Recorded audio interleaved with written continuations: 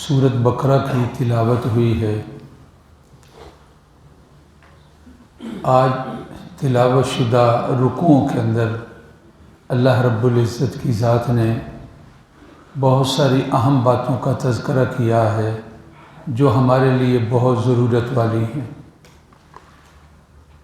تلاوت کے دوران مختلف مواقع میں یہ ذہن میں آیا کہ یہ چیز بیان کرنی چاہیے، چنانچہ دوسرا رکوع تھا جس میں رمضان کا تذکرہ تھا، یا ایھا الذین آمنوا کتب علیکم الصیام۔ اس میں روزوں کا تذکرہ بھی ہے اور روزوں کے مسائل بھی ہیں۔ روزہ کب شروع ہوتا ہے، کب ختم ہوتا ہے، روزے کی حالت میں راتیں جو ہیں ان کے کیا احکامات ہیں، روزہ کس کے لیے چھوڑنے کی اجازت ہے، وغیرہ وغیرہ مسائل تھے۔ خیال ہوا اس کو بیان کریں۔ آگے جب چلے تو پھر تذکرہ اس کے بعد جو رکوع ہے اس میں آتا ہے وَأَتِمُّ الْحَجَّ وَالْعُمْرَةَ لِلَّهِ الحج اشہر معلومات۔ خیال آیا درخواستیں جمع ہو رہی ہیں، حجاج کرام ارادے اور قصد جو ہے اللہ تعالیٰ کے گھر کا ہے، اس کے بارے میں تذکرہ ہو۔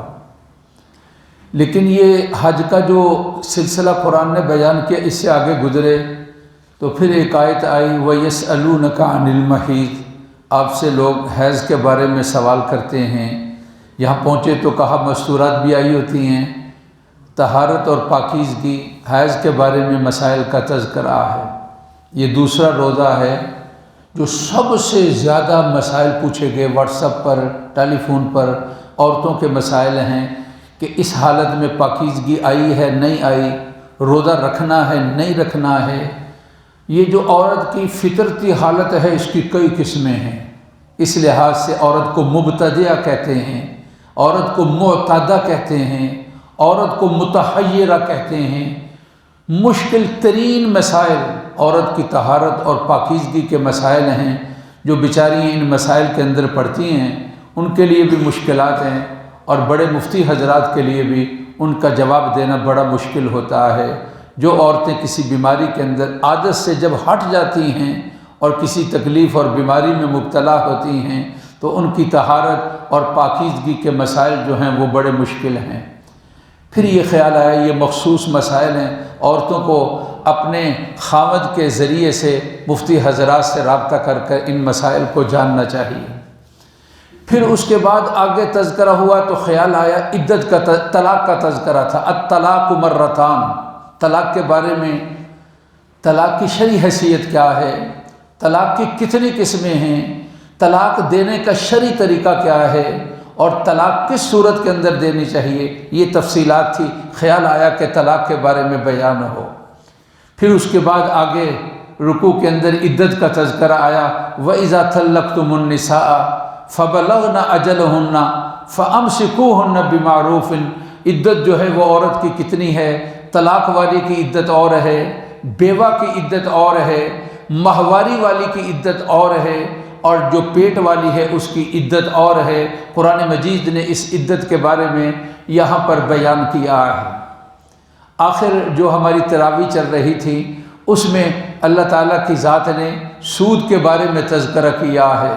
یا ایھا الذین آمنوا اتقوا اللہ، قرآن مجید نے ارشاد فرمایا وَذَرُوا الْبَيْعَ، اے ایمان والو سود کو چھوڑ دو، وگرنہ سنو فَأْذَنُوا بِحَرْبٍ مِّنَ اللَّهِ وَرَسُولِهِ، تمہاری جنگ اللہ کے ساتھ ہے اور اللہ کے رسول کے ساتھ ہے اگر تم نے سودی کاروبار نہ چھوڑا۔ آن لائن یہ کام جو مختلف قسم کے اور اس کے اندر لوگ مشغول ہیں، نوجوان خاص طور پر، اس میں بہت سارے ہیں جو سودی کاروبار ہیں۔ رسول اللہ صلی اللہ علیہ وسلم نے فرمایا اس کے 70 درجے ہیں اس گناہ کے، سب سے کم درجہ سود کا یہ ہے کہ جس طرح کوئی آدمی اپنی ماں کے ساتھ نکاح کرتا ہے، جس طرح کا گناہ ہے سود کا کم از کم درجہ رسول اللہ صلی اللہ علیہ وسلم نے فرمایا یہ ہے۔ نوجوان بہہ رہے ہیں، یہ نہیں کہ حلال حرام ہے، پیسہ آنا چاہیے۔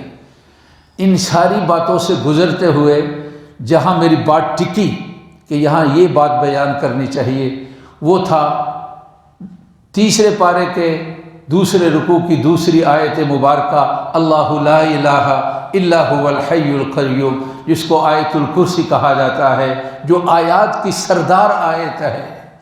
رسول اللہ حضرات صحابہ میں بڑے بڑے قاری تھے، حضرت عبداللہ حضرت جو بڑے بڑے قاری تھے، ابی بن کعب بہت بڑے قاری تھے، عبداللہ بن مسعود بہت بڑے قاری تھے، اور اسی طریقے کے ساتھ معاذ بن جبل بہت بڑے قاری تھے، سالم مولا بہت بڑے قاری تھے۔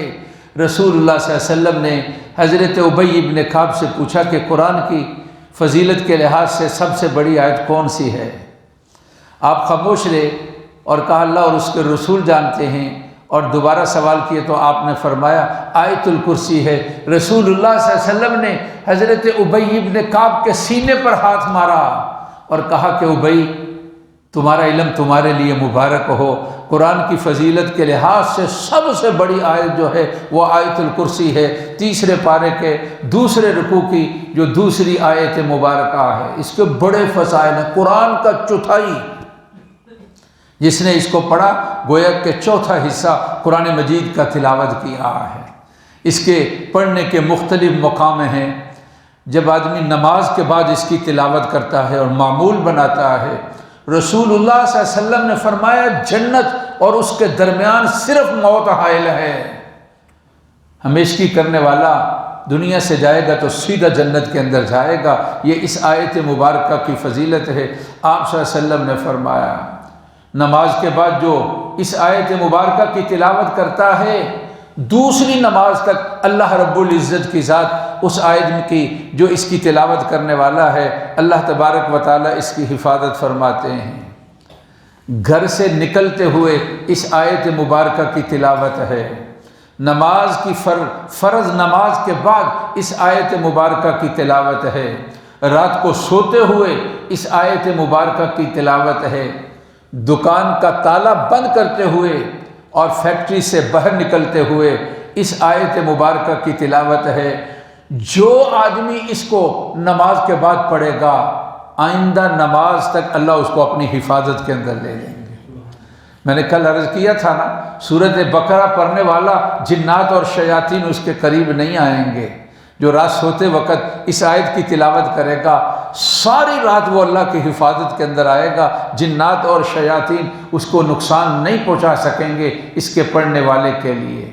یاد کر لو، بچوں پر اس کی تلاوت کرو، اور خاص طور پر اس کو 7 مرتبہ پڑھنا، اور پھر اس کے بعد سورت قل اعوذ برب الفلق، قل اعوذ برب الناس، ان کو 7 مرتبہ پڑھنا، پھر ہاتھ پر پھونک مار کر اپنے سارے جسم پر دم کر لینا۔ اپنے آپ کو جنات سے اور شیاطین سے محفوظ کرنا ہے۔ اپنے بچوں پر اس کی تلاوت کرو۔ اللہ تبارک و تعالیٰ اس کے فضائل ہم سب کو نصیب فرمائے، اور کتب حدیث کے اندر اور بھی اس کے بڑے فضائل ہیں، اس کو یاد کر لو۔ یہ آیتوں کی سردار ہے۔